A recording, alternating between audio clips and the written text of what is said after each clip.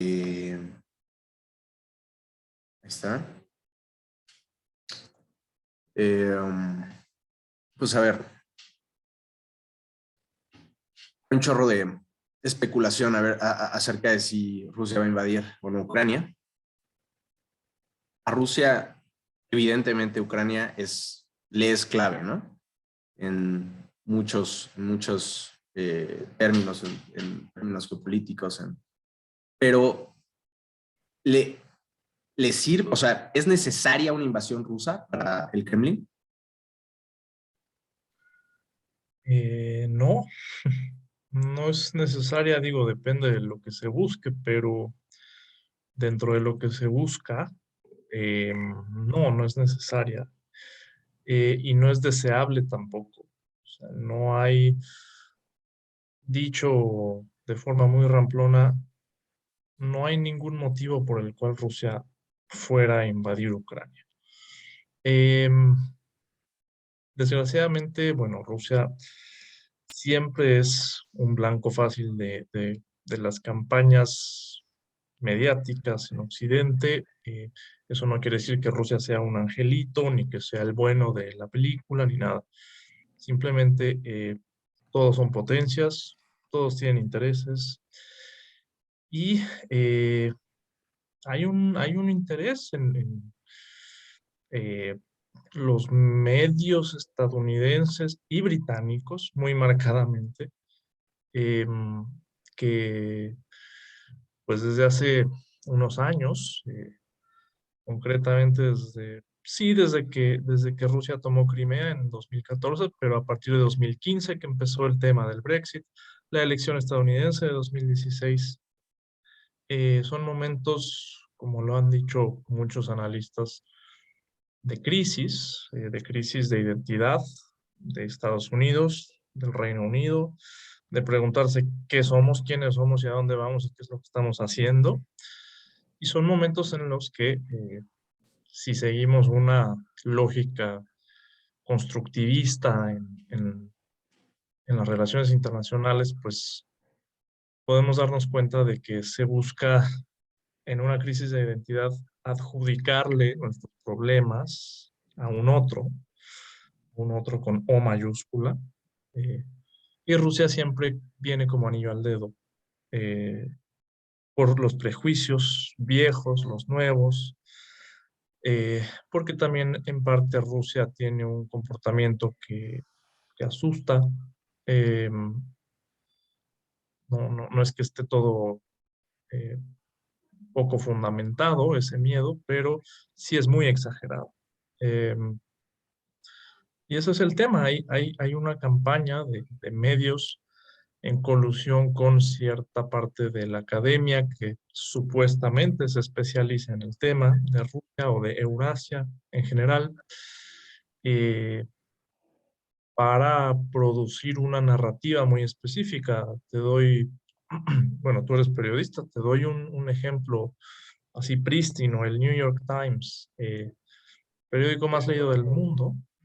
Su corresponsal en Moscú se fue a fines de 2020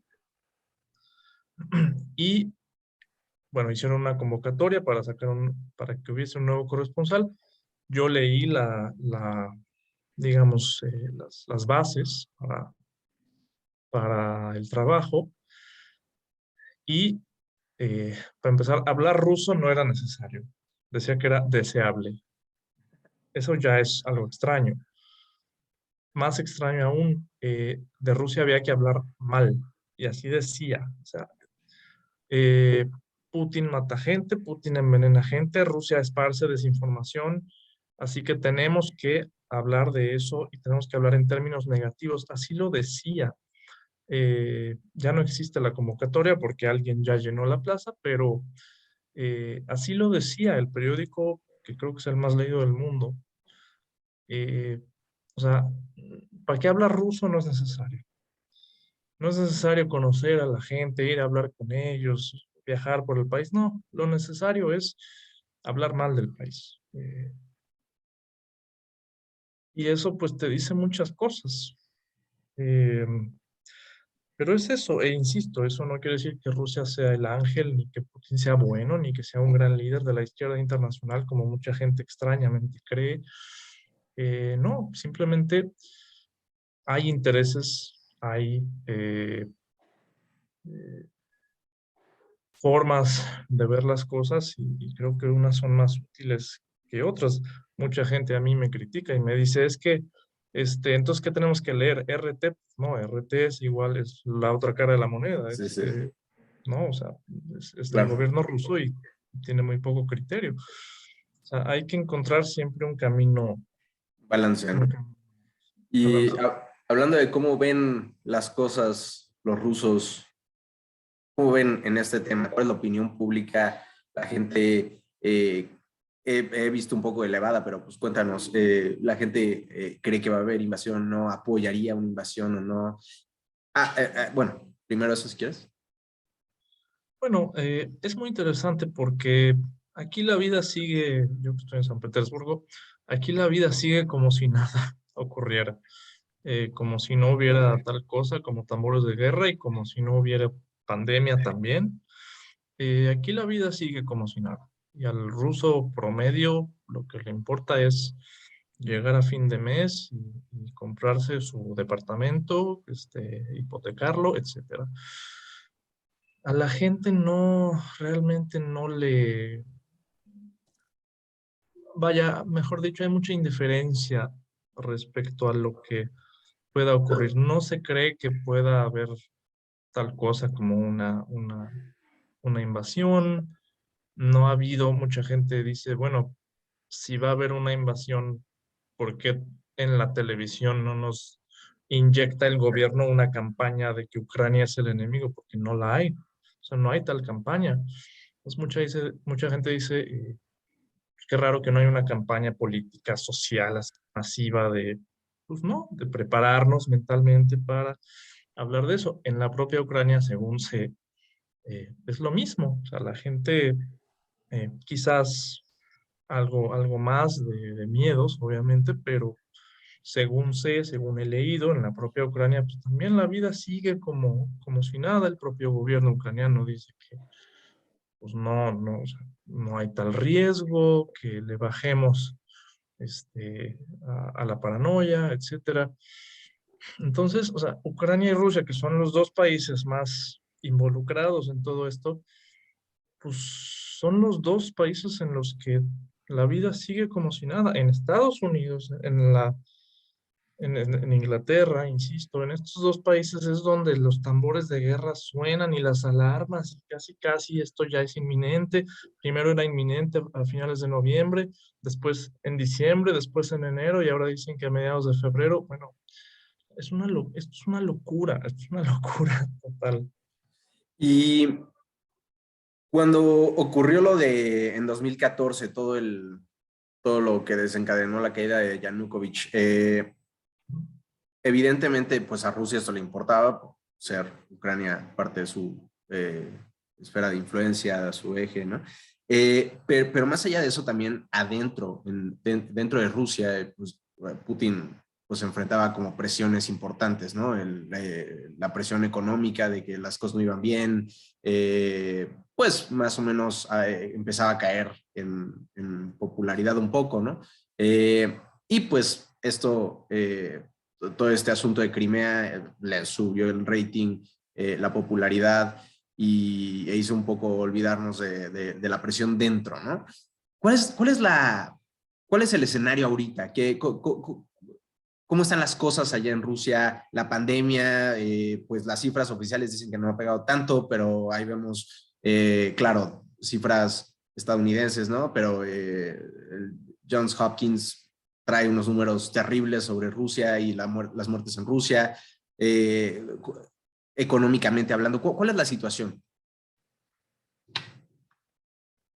Bueno, em, la economía, digamos que, bueno, a ver, en principio Rusia no es una potencia económica, lo es solamente en su propio vecindario, digamos, en Eurasia, en los ex países soviéticos. Rusia, pues sí es una potencia, pero Si tú te pones a comparar con otros países, Rusia no es una potencia económica. Rusia es una potencia militar, eso sí. Económica no. Por cierto que Ucrania es el país más pobre de Europa y ahí la cosa está mucho peor. Pero en Rusia hay de todo. Digamos, sectores que siempre salen a flote. Obviamente, el gobierno ha podido en estos últimos 10 años más o menos, poco más, se ha dado la tarea de reducir la dependencia eh, de la economía en hidrocarburos, en petróleo, en gas, que eran casi una mitad del PIB y ahora son casi un tercio. Se ha logrado reducir esa dependencia. Eh, ¿Sustituyéndola con qué? Sector servicios, sobre todo. Sí, sector servicios, economía terciaria, sector servicios, que eso suele funcionar bastante bien en el país. Eh, pero pues menos dependencia de recursos naturales, ¿no? Eh, Sin embargo, eso no ha logrado tampoco eh, ayudar mucho a la economía del ciudadano promedio, digamos.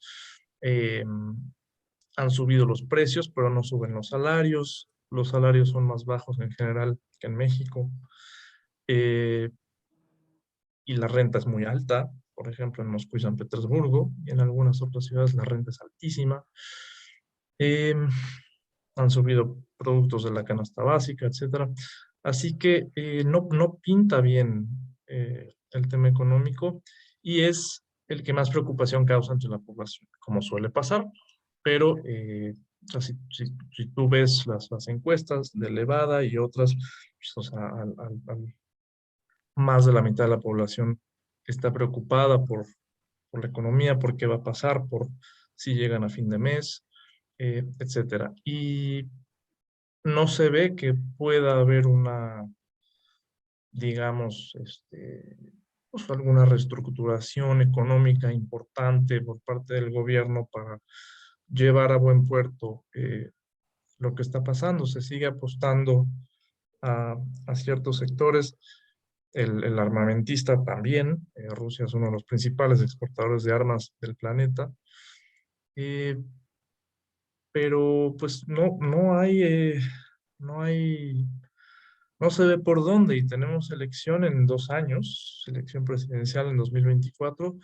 Yo personalmente soy de las personas que no cree que Putin se vaya a reelegir, pero digo, todo puede pasar, pero la cosa no pinta bien. Entonces, de aquí a 2 años el Kremlin está muy presionado para hacer algo, porque como dices también, la popularidad del presidente otra vez va en declive. Entonces queda muy poco tiempo para hacer algo que reestructure todo esto. Seguramente antes de la elección, en los pocos meses ya durante la elección, el gobierno va a firmar decretos y demás, que es lo que suele hacer en cada elección, para subir las pensiones y este tipo de cosas, pero no se ve que haya una reestructuración así masiva de la economía, ¿no? Y en todo este escenario económicamente no muy positivo que digamos, sería viable económicamente hablando para Rusia una invasión a Ucrania. No, menos, todavía menos. Eh, yo pienso que no va a haber invasión. Precisamente el tema económico sería un desgaste constante. O sea, pese a que el ejército ruso es muy capaz y pese a que seguro, o sea, sigamos la fantasía de que hay invasión, Rusia podría invadir Ucrania en una semana. O sea, no creo que haya tanto problema. El tema es que sería un Militarmente desgaste, hablando. que habría un rechazo enorme de la población local. O sea, eso, además del tema económico, por eso es que no va a ocurrir. Pero sí, sería un desgaste muy, muy grande. Y además, como ayudar a la población local también a subsistir, tendrían que invertir muchísimos recursos en eso o sea, no va a ser el gobierno ruso, supongamos que invade, el gobierno ruso no va a sacar recursos de la población rusa para meterlos en Ucrania para todo lo que se destruyó. No, o sea, eso no lo veo, no, de plano no va a ocurrir. Sería un costo político gigantesco. Y entonces, pues bueno, en todo este escenario, ¿por qué han aumentado las tropas en la frontera con Ucrania? ¿Han aumentado y por qué? Se han aumentado, se habla de 100,000 tropas, algo así, poco más, poco menos, cada quien da los números que le vienen en gana. Sí, desde noviembre ha habido una movilización en estos 2 meses.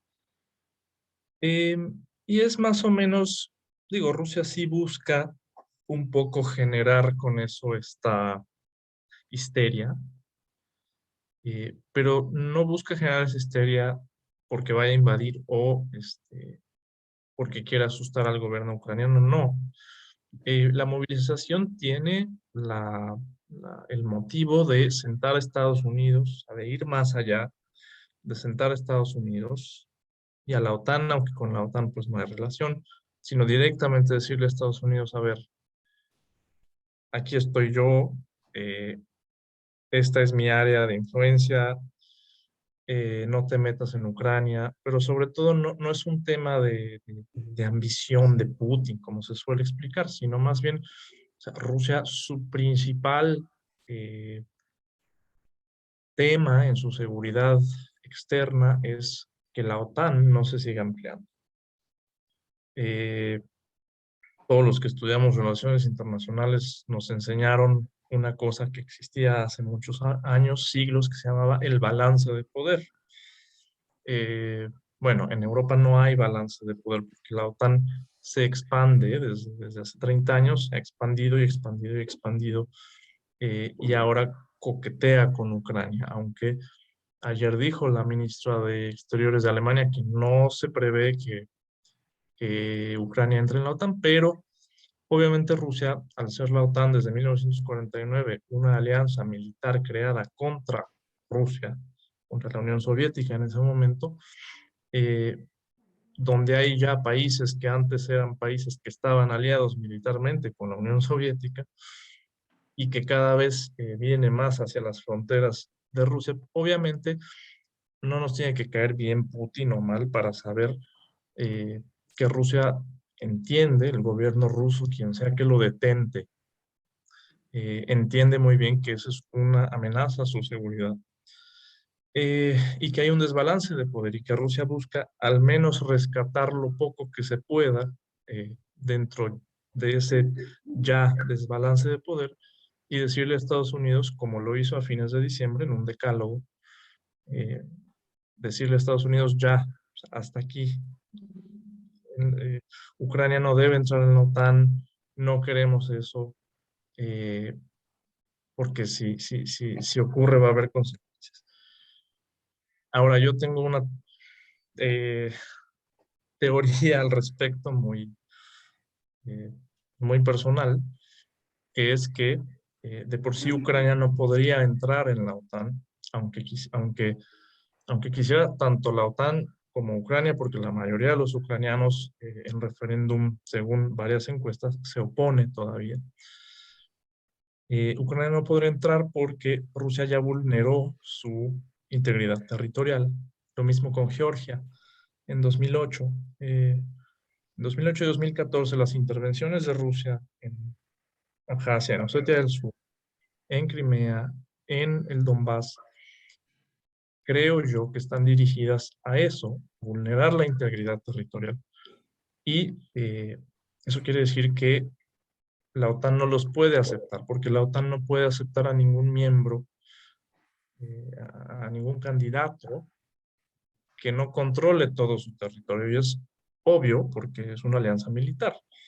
Si leen el artículo, no me acuerdo si es el 4 o el 5 de la OTAN, dice precisamente eso, que todos deben de eh, tener soberanía sobre su identidad territorial integridad territorial, y en 95 vinieron algunas enmiendas también a ciertos documentos de la OTAN que ya establecían que con mucha mayor firmeza que no puede ocurrir eso.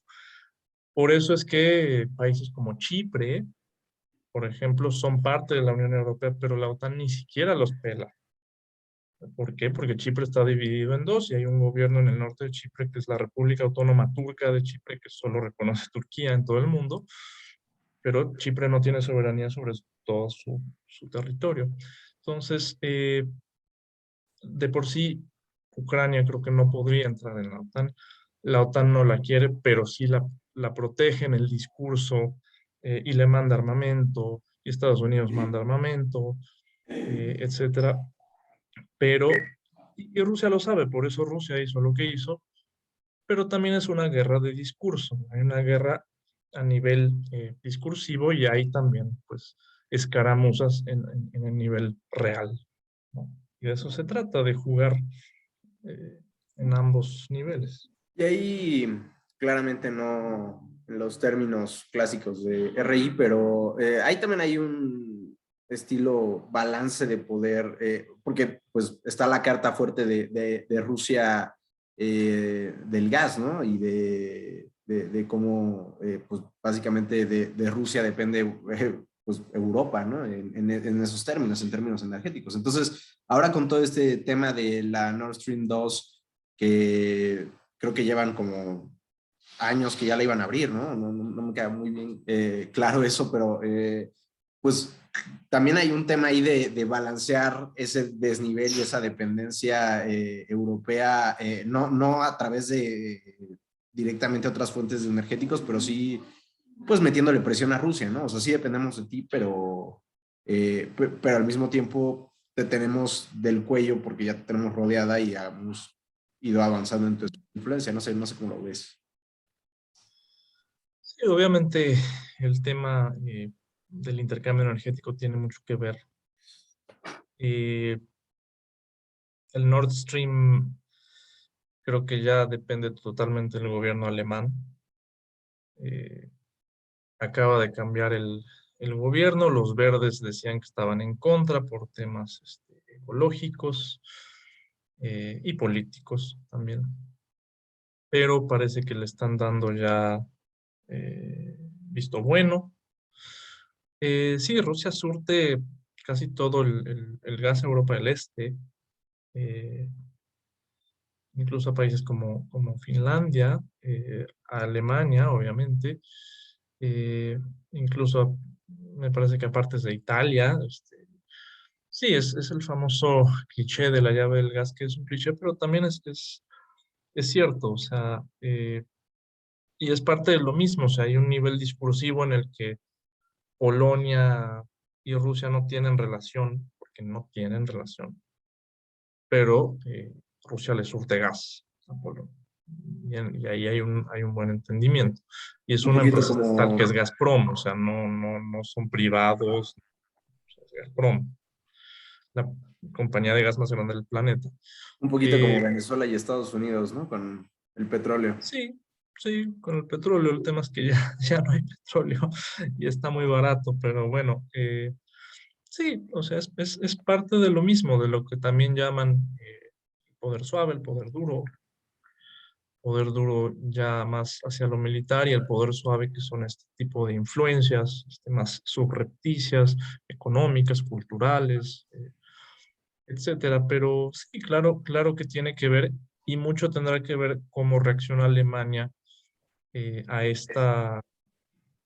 pues, a este tema de Ucrania, que Alemania es de los países, lo fue con Merkel, y parece que el nuevo gobierno tiene también más o menos la misma inclinación a llevarla bien con Rusia, eh, y a sentar no tiene problema en sentarse con Rusia. La señora Baerbock, la ministra de Exteriores, fue a Ucrania, y en Ucrania dijo con el ministro de Exteriores ucraniano que Rusia es un agresor, etcétera, y lo de siempre. Y después fue a Moscú y dijo que bueno, podemos sentarnos con Rusia. Rusia es un país que es parte de Europa. Entonces, O sea, no se entiende muy bien por dónde va la cosa todavía desde Alemania, pero están diciendo a cada quien lo que quieren escuchar. Pero bueno, yo creo que va a tener que tomar una decisión esa coalición gobernante Alemania, en Alemania respecto al Nord Stream, respecto a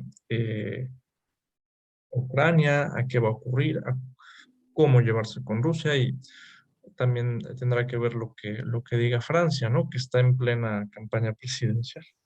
Que seguramente se va a reelegir Macron. Y ya para terminar, Rainer, al menos desde mi perspectiva me queda claro que esta situación pues, le sirve mucho a Putin, le sirve mucho a Boris, ambos están, por ejemplo, Biden, ¿no? O sea, a Putin, perdón, le sirve mucho a Biden, le sirve mucho a Johnson. Claramente Biden, pues creo que ahí va en el tema económico, aunque a los estadounidenses el tema de la inflación hace que eso pese más que cualquier otra cosa, entonces no lo ha logrado traducir en las encuestas en apoyo. El tema de Afganistán definitivamente fue clave para empezar su caída en picada en la popularidad. En fin, entonces Biden está muy presionado de cara a las elecciones que van a llevar a cabo en noviembre. Definitivamente no quiere perder el Congreso. Boris está pendiendo de un hilo. Entonces a los dos les cae muy bien esta situación de generar un conflicto con otro para este concepto en política exterior que se llama, bueno, en varias cosas que se llama Rally Around the Flag, ¿no? Juntar a la gente y la opinión pública atrás de ellos y unirlos, ¿no? Y aumentar con eso su popularidad, así como lo hizo Putin con Crimea. ¿Cuál es la situación para Putin? Esta situación, esta tensión creciente de, va a haber invasión, los rusos, sí, claramente, pues lo pueden utilizar. Dices que no lo han utilizado tanto en medios como para, al menos no ha habido una campaña contra Ucrania, pero seguramente han puesto mucho lo que los estadounidenses y Occidente dice. ¿Esta situación también le ayuda a Putin? ¿Gana o pierde, pues? Em, es difícil medirlo con exactitud, sobre todo porque en Rusia lo que importa son los temas internos. Eh, tú lo puedes ver en los medios del gobierno, incluso en otros, en el Canal 1, que es el más visto por toda la población. O sea, tú ves las noticias de las 9 de la noche y el tema de Ucrania y la guerra y demás es la cuarta o quinta noticia.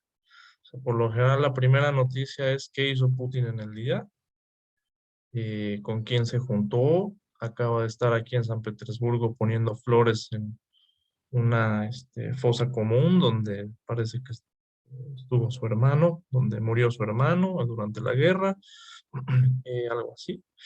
Yo no sabía esa historia, pero bueno, se la habrán inventado, no sé.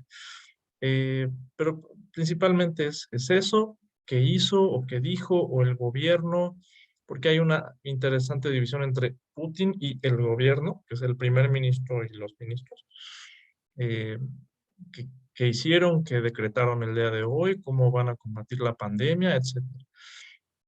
Y hasta la cuarta o quinta, ya a los 15, 20 minutos, ya se habla bueno, sí, hoy Ucrania pasó esto y Biden dijo, pero eso digamos, no le habla mucho al ciudadano promedio.